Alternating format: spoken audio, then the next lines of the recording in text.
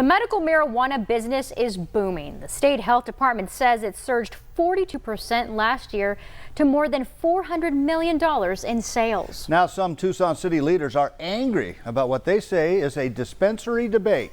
News 4 Tucson investigator Matthew Schwartz reports.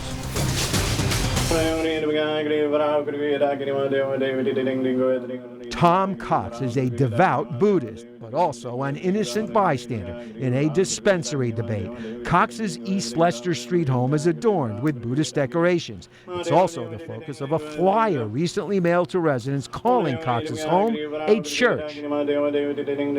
Cox considers his home a church and says about 6 people pray there periodically.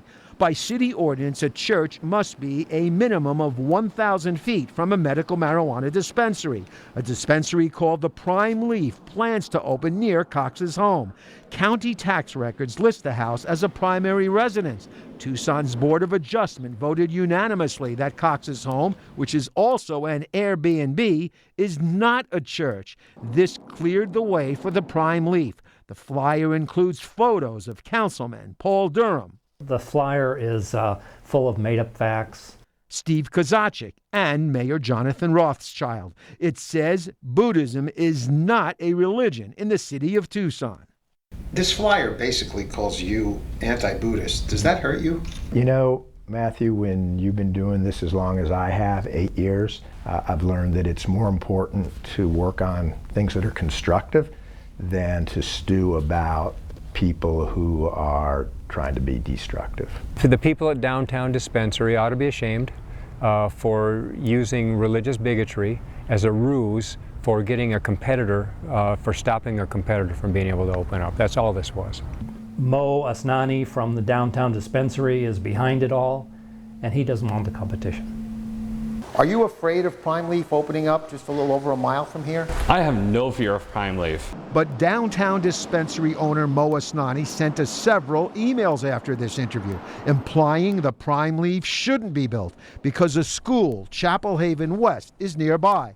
The facility is a school and is only 500 feet away. However, Zoning Administrator Rustlin Wells pointed us to city zoning code, which states a medical marijuana dispensary shall be set back a minimum of 1,000 feet from a K-12 school. Chapel Haven West, a private special ed school, starts at 12th grade. So, Wells says, it does not meet city standards requiring a setback. While Asnani claims he has no fear of the Prime Leaf, whoever sent the flyer does. Asnani denies he's behind it. Who ordered it? I don't know. It says Citizens for Religious Freedom on it. Yeah. On that. Yeah, I've seen it. Do you know who they are? I have no idea. Did you hire anybody to do this? I did not. The flyer's return address lists a group called Citizens for Religious Freedom with a Phoenix post office box. We couldn't find any such group, but traced the P.O. box to a group called Conserve America Building a Brighter Future Together.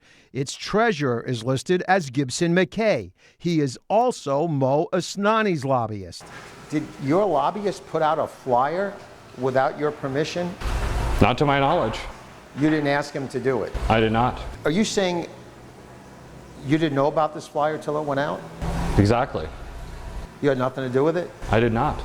Asnani alleges a conspiracy by the mayor and 2 councilmen because the Prime Leaf is co-owned by a former councilman. However, city council did not vote on this.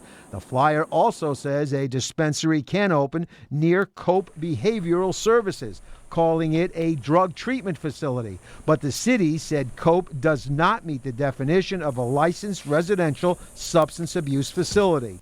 The Prime Leaf already has another dispensary in Tucson. Brian Ward is its co-owner. If you could talk to the owner of the Downtown Dispensary, what would you say? I don't have anything to say to him. What I will say is I'll let the public and the community and the patients decide what that looks like. My concern is that we're applying these zoning standards equally for all religions.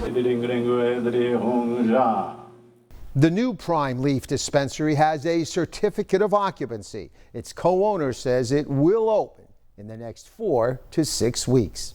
If you have a story you'd like us to investigate, email us at investigators@kvoa.com or call 955-4444. Investigating for you, Matthew Schwartz, News 4 Tucson.